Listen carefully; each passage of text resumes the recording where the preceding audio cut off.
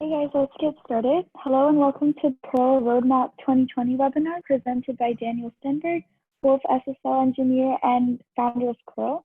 My name is Nadita and I'll be moderating this webinar. All the attendees will be in listen-only mode and there will be a Q&A time at the end of the presentation. Please feel free to enter any questions that you have in the Q&A box to be addressed during the Q&A time. This webinar will be recorded and made available via link following the presentation. And now, without further ado, I present Daniel. Hi, welcome everyone. This is always interesting doing this sort of presentation in front without seeing anyone or doing. So anyway, this is the cURL Roadmap 2020 discussion, and I just wanted to then mention, for those who don't know me, that I'm Daniel. I'm Swedish. I'm here living in Sweden. Here for me. That's why I have this funny accent. And well, I started the cURL project in March 1998, 22 years ago, just a few days ago, actually. So I still lead development, and I'm pretty much the architect of most of what we see in cURL today. And since always, basically. So, and yes, I am employed by, and I work for wolfSSL, and we do cURL support. And this is what I wanted to go through with you today. I wanted to talk a little about road mapping in general, how we do it in cURL, or how I can sort of have an opinion on what to do in cURL, and a little bit of our release cycle, what we do, how we do releases in cURL, how we merge code into cURL, and then into the roadmap, things I want to do in cURL in 2020, well, around 2020, give or take, and a little bit, a few other things that we might do or not do. Just wanted to bounce off a few ideas that I have and see, possibly get your feedback on them. And of course, I want to have your question and answer them if I can. So if you have questions or anything, enter them in this Q&A thing here. And we'll get to them in the end, I hope. I don't know how this is going to be, but I'm just going to push through it, and I'll hope to be within 30 minutes, 40 minutes or so. Otherwise, we'll just get bored and drop off. So this is cURL, the Swiss Army knife of internet transfers, right? And that's what I wanted to be and maintain that thing, and I wanted to maintain that into the future. So here are my ideas, and basically then me and wolfSSL ideas of what to work on in cURL in 2020. But of course, cURL is open source, and everyone is welcome to do whatever they want in cURL whenever they want. So if any one of you listening to this or anyone else in the world, you know, sits down and write an awesome feature and submit it to us, that's one of the features that I haven't mentioned in this talk or haven't even dreamt of course, that'll be fine too, and we will handle anything thrown at us as we do with anything and everything. We'll take care of it. But of course, we will only merge code into cURL that is worthy, right? That it sort of goes with the cURL concepts and fits within the paradigms of cURL. It's and the quality and test, blah, blah, blah, and everything. So even though, I will not suggest anything on the roadmap, and we will not merge anything otherwise into cURL that isn't matching sort of and fulfilling the requirements that we have. And of course, whatever I say here that I plan to do in the roadmap, there's actually no guarantee that it will happen.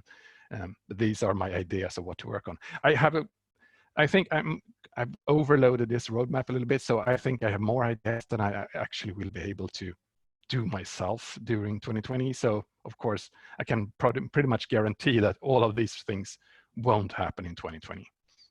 So this is my roadmap guide, right? So I want to make sure that cURL remains this really cool Swiss Army knife for internet protocols, right? For transfers, and primarily I talk about the libcurl and the library for everything. As cURL now really powers the world of internet-enabled devices and tools. We estimate around 10 billion installations of cURL in different devices and services and tools and servers and everywhere. And I want cURL to remain a tool that aids protocol developers and application developers and tinkerers and everyone to really do internet transfers and do them good and really take advantage of bleeding edge protocol versions and features. So whatever is new in the protocol world, I want curl to be there to make sure that curl is also a good choice going further into the future.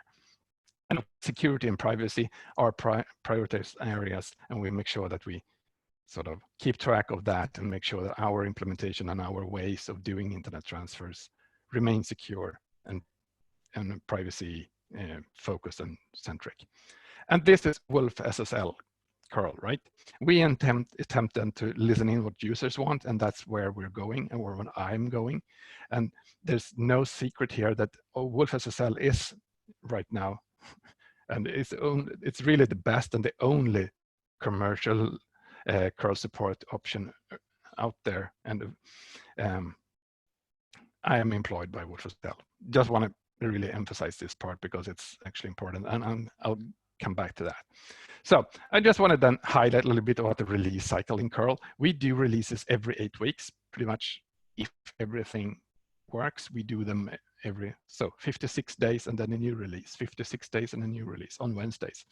So, and then we reserve the first half of that period for changes and merging feature requests, and the second half for only doing bug fixes. And that is how we do it, on and on, forever.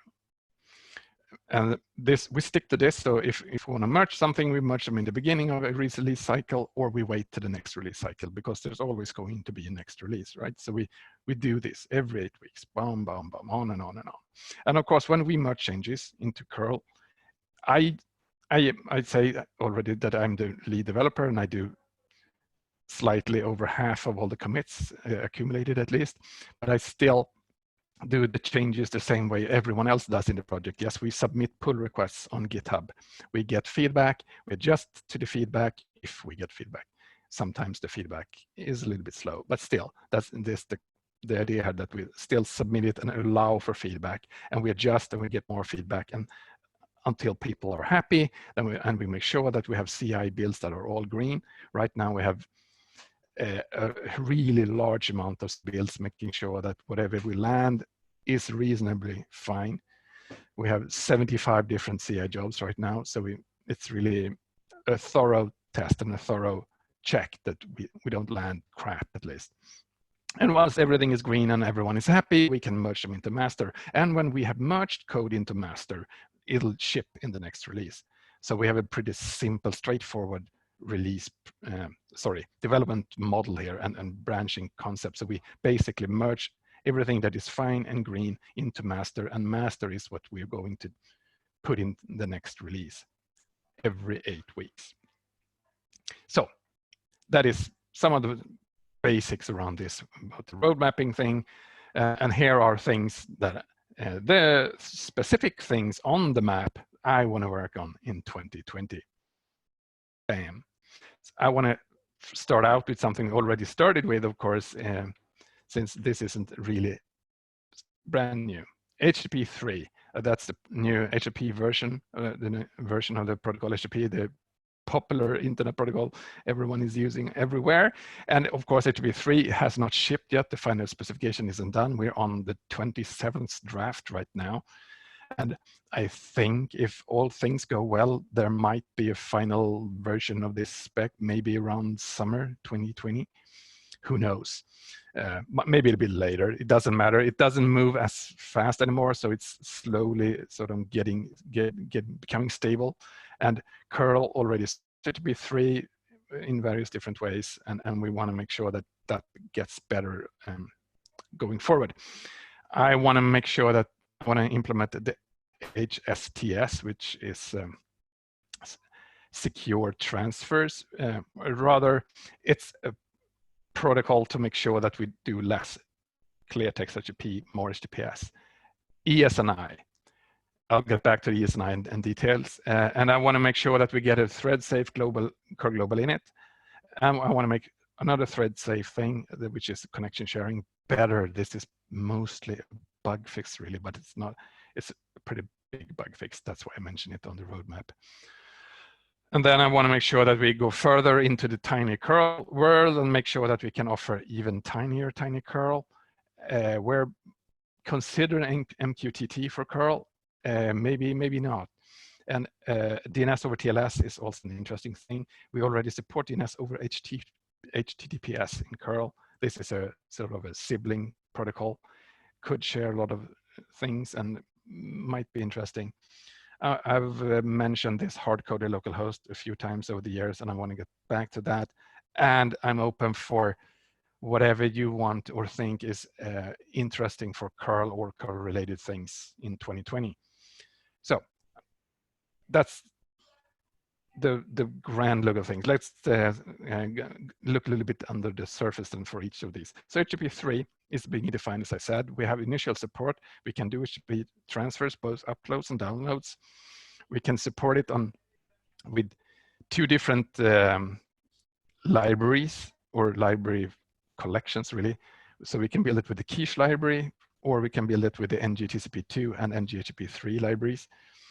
And I think that is what we're going forward. We're going with both going forward, but we're still lacking some of the more finer things that we want to do with protocols. Like we don't have proper multiplexing over HTTP3, and we lack a few other things. And when we upgrade to HTTP3 from older HTTP protocols, the standard way is to use the alt service method, which is this alt SVC header, and we have support for it, but it's still, we have a room for improvement and a few things we need to do to make sure that we support HTTP3 proper by the time it'll enter the world and everyone will start using it, and everyone, well, not everyone, but a lot of people presumably are going to be interested in using HTTP3 with curl as well. So I'm happy that we're this far, sort of keeping up with the development, but there's more to it.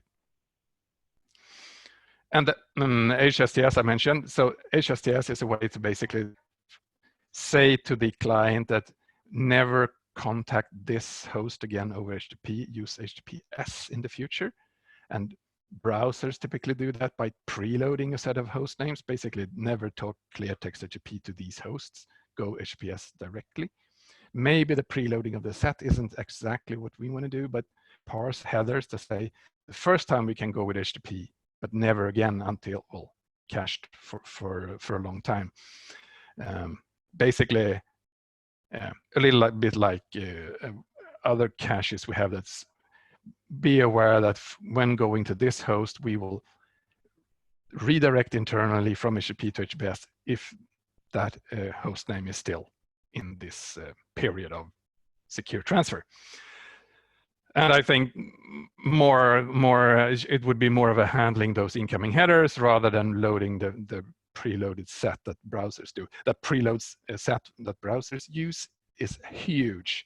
I think it's around 700K in a compressed state right now. So I don't think it is going to be that interesting to most users. And it's also a moving target, right? Since that list of preloaded not headers, preloaded host names is changing all the time as more and more sites are added to that over time. And but a still interesting thing in a world where we're going more and more HTTPS and we're going more and more secure transfers and less clear text. And in that spirit, YesMi is also another thing. It's basically a way to remove the last or one of the last clear text parts when talking TLS.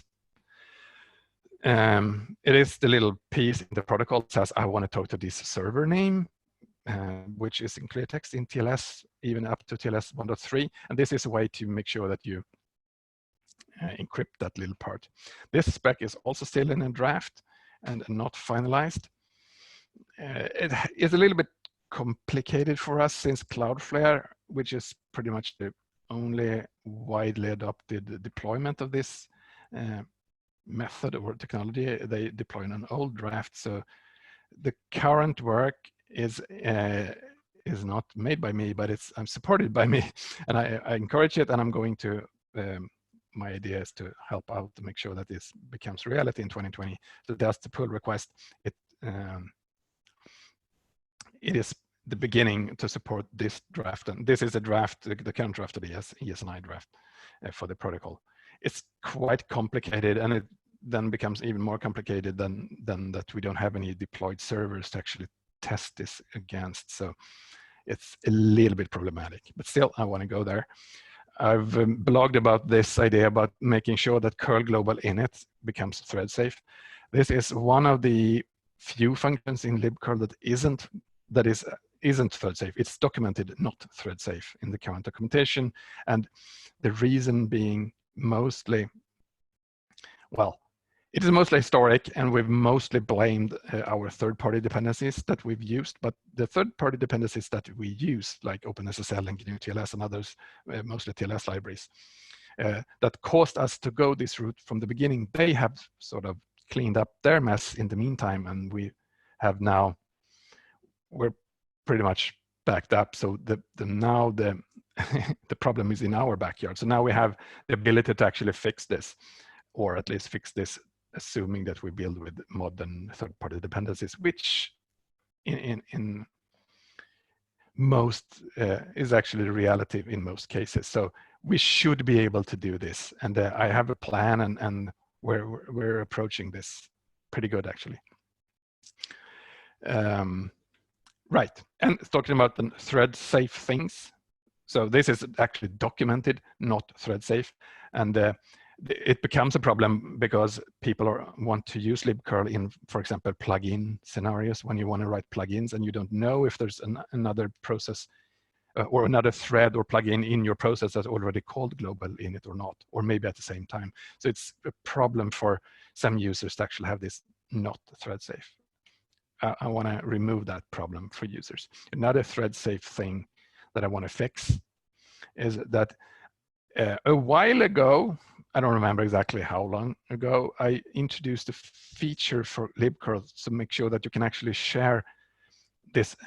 Title says connection sharing, but it's not. We don't actually share connections between threads, but we share the connection pool. So you could write a multi-threaded application using libcurl, and each thread could use libcurl so you could do many different threads using libcurl at the same time, and they would use the same thread pool. So if one of the threads completes its transfers and can return the still living connection to the pool, and another thread could then reuse that connection for its transfer. Turns out this didn't really work. So this was meant then to actually really boost performance for multi-threaded applications like this, because otherwise, when not doing this, each thread would have to use their own thread pool, and it would waste connections and not reuse connections as good as possible. But it turns out it is buggy, and it's not really done right to make sure that we can actually share this properly between threads. So right now we have a bug for this, and I have an idea of how to fix it, but it's a little bit more than just a bug fix. That's why it's mentioned here in the roadmap. So yes, I want to fix that. I started in 2019, and I've had some success with the tiny curl effort, which is basically a way to make sure that curl can be built for HTTPS GET in less than 100K on disk space. And we can get there on most 32-bit architectures with in this case, I'm using wolfSSL as a TLS library. So I had this goal and I achieved it, but I want to make sure that we work even more on making sure that we can make it smaller, and in particular, I want to make sure that we minimize the in-memory footprint as well. So there's more work to do to make sure that tiny curl becomes tinier, both on disk and in memory. And there's possibly more work to port tiny curl to more RTOSes. I started out with doing a port to free RTOS, but there's definitely more RTOSes and more potential users using RTOSes. And when I say tiny curl is more focused for the users who think that installing a full Linux on a device is too big. So tiny curl is for when you go smaller devices, a few megabytes of memory and a few megabytes of storage, that kind of scenario. And there are quite a few of those still out there. We're talking possibly doing MQTT. MQTT seems to have it is popular among users at least, and we've asked users about MQTT in curl, and several people have, quite a lot actually, have voiced support for the idea. It doesn't really fit the model perfectly in curl, so not entirely sure that this is a good idea. We could base it on a perfectly mature and fine implementation like Wolf MQTT. This is now more in the possibly things to do roadmap item, because this isn't really, as I said, is not a perfect fit. Another thing that we're talking about possibly doing is offering DNS over TLS support. Here's another thing, you know, going in the spirit of going more secure and more private protocol wise in all aspects of whatever you do in internet transfers. The DNS resolve requests are one of the few clear text portions of an internet transfer these days. I mentioned YesMi, but that's in the transfer parts. There's also these, you know, setting up the connection when you ask for the IP address, resolve a host name to an IP address. That is still in the clear and can be snooped on and detected by third parties or anyone actually on path between you and your resolver. And so that can actually be quite a lot of people, and this would be a way to allow applications using libcurl to protect their name results even more. And we already have DNS over HTTPS support, so we could reuse some code. So yes, this could be a way forward for more secure. It is probably not a super big effort to do this. But so, well, if you think this is cool and interesting, so let me know, because we could certainly try to get this in this year. Another thing, and is being discussed over, well, every now and then in Internet Transfer Protocol communities, is making sure that we sort of internally resolve the local hosts. So instead of asking the host, you know, the resolve function in the operating system to resolve the name localhost, resolve it ourselves, because we know what localhost is or is supposed to be. The point here would be to avoid accidental DNS resolves. In some cases, this could create a resolve for a localhost in the DNS or localhost dot whatever domain you're in, and it could then potentially resolve to something else than 127.0.0.1 or ::1. What a lot of users will assume that localhost actually always means, but it doesn't. So that would remove that risk, and it would be faster, of course. We could completely remove the resolve call. In most cases, of course, resolving localhost is very fast. So faster, yes, but yeah.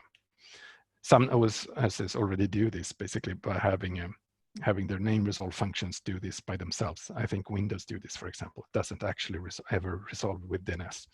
It'll just shortcut it and remove and return the localhost names. Or sorry, the localhost addresses we know. The 127.0.0.1 for IPv4 and : 1 for IPv6. We could do that. This should be a fairly simple change. And of course, I just want to highlight again, going back to, these are ideas that I have, and of course, I'm open and listening to what features anyone needs and wants in curl and libcurl going forward. I don't have all the answers. I don't write all the applications or do the devices. So I need your input and feedback. What kind of protocol changes and demands you see in your environments going forward. So of course, I'm interested in knowing. I'm also interested in sort of, yeah, I mentioned a bunch of things in the roadmap that I want to do. In which order should I do them? In which order do you think they're important or interesting? So I'm always interested in your feedback, and I need it. Otherwise, I'll just go ahead and do what I think is fine, but it might not match the reality. So, and as you saw here, maybe, I didn't mention any command line tool changes. The curl, the command line tool, it's a fine tool and it's good, and everyone likes it who uses it. Well, not everyone, but I do. And but still, no, I haven't really planned any major changes for that in 2020. I'm sure that things will turn up and we will do it anyway, but I don't have any major things planned. So feel free to suggest if you have any major things going, and more, by all means, step in and make them yourself if you think they're good and good ideas. Other things, more brainstormy things we could do, I wanted to mention. These are things, I don't really have them in the roadmap. I don't think I will work on them, but I wanted to bring them up and sort of tickle your imagination and say that these are things that we can maybe consider. Do you think they're a good idea? Then let me know about it. Or we can maybe discuss them further. Maybe we can tweak the ideas and see what we can do. One of the things is a thing we've been discussing in curl for years, or users of curl have discussed this: WebSockets. This is always a top request in user surveys. Should we support WebSockets in any way, shape, or form in libcurl? What would it entail? What would we do? It doesn't really fit in the model, because WebSockets is basically a way to set up more of a socket or a TCP connection over HTTP for, well, primarily for JavaScript. But a lot of people are actually using curl to initiate that WebSocket connection and then hand that over to something else. Maybe we should formalize that. Maybe we should provide that support for everyone. I don't know exactly what it would mean, but this idea comes back over and over, and it's been so for years. So I'm just wanted to bring it up to the surface and make people think about it a little bit. So maybe that's a good idea, maybe not. So, and back to the questions about multi-threaded connection things. Multi-threaded, maybe we need to do something to even further enhance how applications do multi-threaded libcurl use. Share the connection pool is one thing, but maybe we should do, for example, make sure we do async function calls, maybe use more threads even better, because nowadays we have more threads, more cores than ever, right? And sometimes you would end up in sort of saturating your local CPU, so maybe you want to really expand your high volume libcurl usage to even more cores. And maybe what can we do in the API to support that even better and make sure that we can support the high volume multi-threaded libcurl applications better? I don't know. Here I'm very vague here because I don't know exactly what we need and what this would require, but still, I think more and more applications are going into the very extremely multi-threaded situations, and I think we would benefit by considering these scenarios. I wanted to bring up this idea because the C++ binding. We've not had a BLAST binding to any language actually in the curl project ever, and I don't think we've ever needed anything. But I've always thought, or my impression, I'm not a C++ guy myself really, but my impression has always been that there's been a lot of people interested in using C++ bindings, but there have never been any binding that has really turned out to become sort of the official one, the BLAST one, the one everyone is using.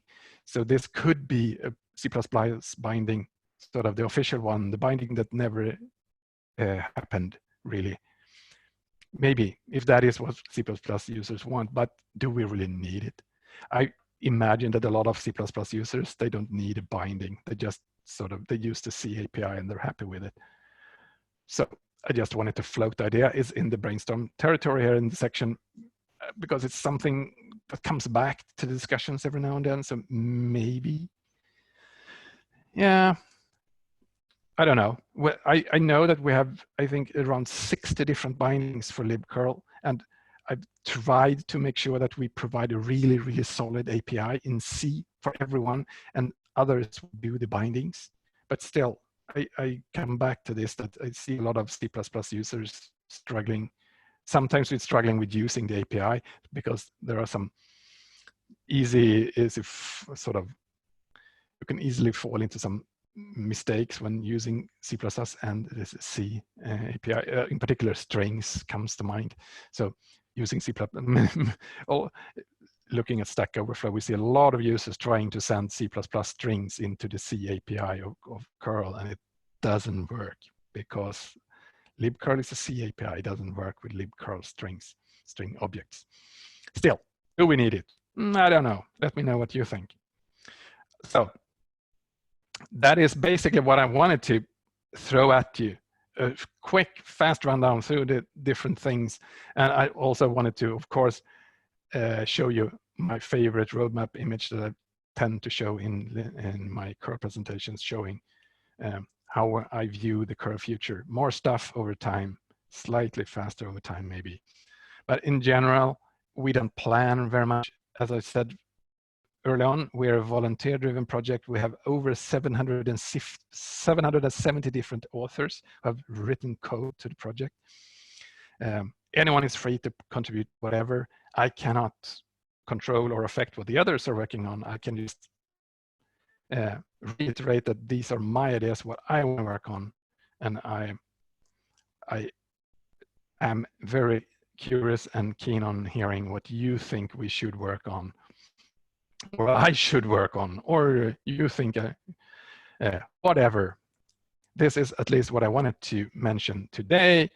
And of course, if you want to know more about curl, you go to the website, and of course you contact wolfSSL when you want to buy support from me or us. I would love to support you and your product and your applications with curl and whatever curl help you need. And as I said, we at wolfSSL, we're the only and we're the best commercial support for curl you can find. And with that, I am open for the Q&A session. So if you have any questions about this, anything else in curl, whatever, since we're here online, I'm here 33 minutes in. So if you have anything to ask about roadmap, whatever curl, go ahead. And I'll be happy to answer. Yeah, Daniel, we have a question. So any hope of curl supporting a callback that allows developers to use a certificate revocation check that isn't OCSP stapling? And then how about AIA fetching? Sorry, what was the last? Which fetching? AIA. Yeah. AIA. Oh, those are good questions. So I haven't really thought about it. We have every now and then we have the discussion about callbacks for different certificate things, like verifying certificates more customized for different in applications. But for the revocation part, I haven't actually heard that feature there before, but sure, that's a good idea. And the IAI, I think, is it IAI? I think so, right? Getting AIA. the certificate. AIA, yeah, getting the certificate on demand.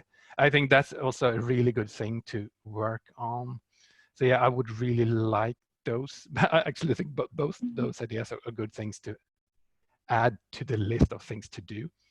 Of course, a question of in which order and when to have time to do what, but those are good ideas to do. I could also just mention here when we're answering questions that, of course, anyone buying support deals from wolfSSL will have a good input here, because yeah, that's how it works. I got another question here from in the Q&A questions here, right? Any plan on zero or low copy APIs for high throughput applications using libcurl? And I actually often have this question about zero copy APIs in curl. It's a discussion we've had basically since I think I started the first libcurl I shipped in the year 2000, so with approaching 20 years of a library. But the thing with zero copy APIs is that it's fairly difficult to actually do its zero copy over all the different protocol layers. So doing TLS and, for example, then when we talk about HTTPS, which is the primary protocol people think of when talking about curl, is really hard to make sure that we actually do zero copy through TLS as well. So usually when it comes to zero copy, when we do zero copy in curl, it usually so far when we discussed it, I try to end up with what kind of performance benefit would we actually get by doing zero copy. And usually the zero copy in the end is very little difference. So we haven't ever actually went all the way to provide it. But maybe there are use cases when a zero copy interface really makes a difference for someone, and then we could look at it. But it has, so far, it has basically just, it's an idea. We have never made it happen because nobody has been able to prove that it actually makes a significant enough difference to them. Plans to include co-op in roadmap. I don't have any plans to do co-op. Co-op being more of a binary, lightweight, maybe version of HTTP. So no, I don't have that in the roadmap because my personal opinion is that mostly we go full HTTP and HTTPS anyway. So I haven't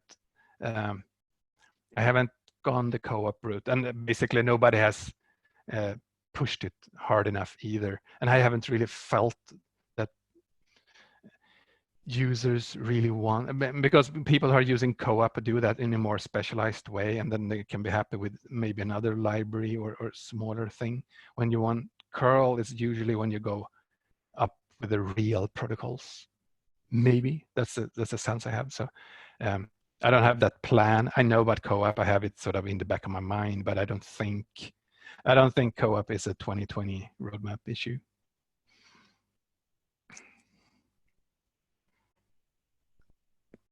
So go ahead. Any other questions? Doesn't really have to be about the roadmap. It could be whatever.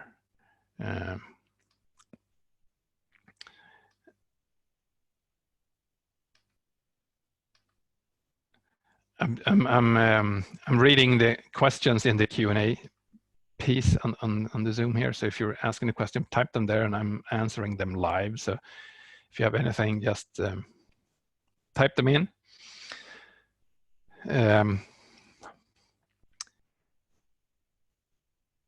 This webinar, of course, is not going to be the only thing about curl on video in the near term. There's going to be more videos from me, maybe not webinar style, maybe more Twitch streams and everything. So if you keep up with me on my blog on daniel.hacks.sc or on my Twitter account @bagder, you'll get more news about my coming activities, both of webinars and other videos and streams on curl and libcurl stuff. I basically, these days, that's basically what I do. I develop curl and I talk about curl.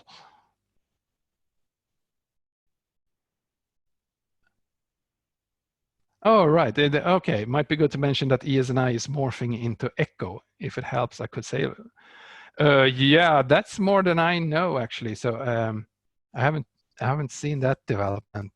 That makes me curious. So that makes me really curious. What I should read up or learn from there. No. If I say something, can you hear me? Yes, I can hear you. Okay, Hi. this is Neil O'Reilly in Dublin, and I don't know how this is shaping up really yet. It's my colleague Stephen Farrell who's busy in the IETF, and of course he's busy this week with the virtual Vancouver meeting, and I expect when he comes back to learn how this is shaping up. But what's in the pull request of mine that you mentioned earlier is going to need pretty significant refactoring perhaps, or maybe not, depending on how the refactoring that Stephen will have to do to his fork of OpenSSL goes and how things shape up. But it looked 4 or so months ago as if YesMi was converging nicely through draft 4 or 5, and then they thought it would be a good idea to do an encrypted client hello and make YesMi just part of that. So it's got hugely more complicated, but it's probably going to be cleaner in the end. Ah, okay. So it's basically a bigger take then on more TLS stuff. Yeah, it's bigger. Yeah. Interesting. Okay. Well, yeah, that of course makes it more complicated for us, and I guess maybe delays the work a little bit, right? If they're certainly at the moment, the work we're doing in the DEFO project, which I think some of you might be aware of, is more or less stalled as far as curl is concerned, because it needs the next refactoring of Stephen's OpenSSL work before I have something to work with.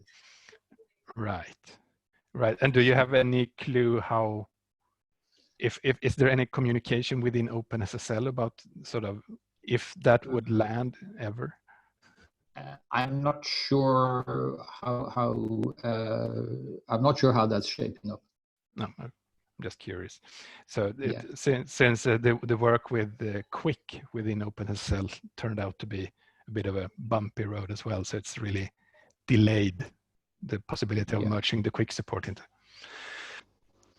So oh, that's it for me, I think. Yeah. Thank you. That was good input. I actually reloaded the latest version of the YesMi draft just today, and actually saw that it was dated early March. So it surprised me that I think it's still called the YesMi draft, but when you read through it, you find that there's all sorts of encrypted client hello stuff beginning to merge, and the data structures are changing and stuff. I see. Yeah, I already started that to sort of consider that the spec had already become quite complicated. So I was already getting dizzy when reading it. So I guess I'd get even dizzier now. And it's somehow related to SVCB and HTTPS SVC and. Oh yes, right, because they're using similar methods to get the data. Yes, I saw that too. Yeah, I didn't mention that actually, but yeah, we might also want to do that little part about getting the, I don't remember the name of it. There's that DNS record suggestion of getting basically the alt service headers data over DNS, so that we could bootstrap HTTP3 without using the alt service header, but only by asking DNS. So that's another thing that we might want to take a look at. Yeah, and that will work really neatly for DOH, but rather more difficultly for CA-res, simply because of the way that DOH is exposed very cleanly in curl at the moment. Yes, true. So yeah, it'll, if we don't Lots do of fun. Exactly. I'm going to go mute again because I think that's probably enough from me for now. So keep up the Thanks a lot for that feedback. Stay safe. Thank you. Yeah, that was really interesting. So yes, so that basically just confirms that there is more work to do, and as brought up, we have some DNS record support maybe to do when going more HTTP3. So yeah, there's no shortage of things to do, I think. And that's good. It'll keep us busy during 2020. And right, a quarter of 2020 has basically already passed. So yeah. So I think I'm going to, unless you bring more questions or other tidbits into this, I'm going to wrap up and call it a day. It's 7:44 here in Sweden. So thank you so much. Thank you so much for everyone attending. Thank you, Daniel, for giving this really informative webinar. I just wanted to remind everyone to follow us on Twitter if you haven't already, and you can download wolfSSL on our website as well as on the GitHub page. Great. Awesome. Thank you. Bye, everyone. Bye. Thank you.